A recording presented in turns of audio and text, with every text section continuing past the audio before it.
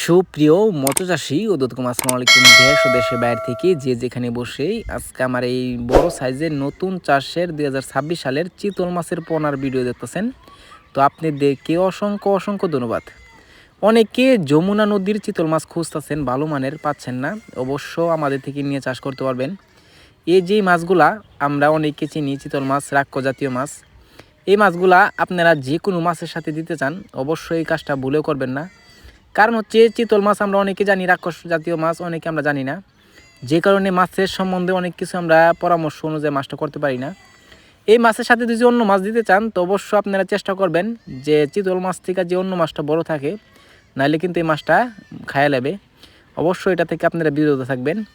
আমাদের কাছে 3 থেকে 4 ইঞ্চি, 5 ইঞ্চি, 6 ইঞ্চি, 7 ইঞ্চি, 8 ইঞ্চি, 10 ইঞ্চি পর্যন্ত মাছ আছে। আপনারা চাইলে ওই মাছগুলো নিতে পারবেন।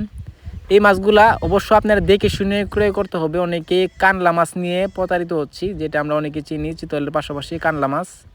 আপনারা যে যেটা বুঝেন, অবশ্য আমাদের এনে কানলা মাছ বলে, যেটা চিতলের মতো দেখতে লাগে, নদীতে পাই আমরা অনেক সময়। অবশ্য এই মাছের থেকে আপনারা বিরত থাকবেন, কারণ এই মাছটা সর্বোচ্চ বড় হয় 8 থেকে 9 ইঞ্চি পর্যন্ত বড় হয়, আর এরপরে বড় হয় না।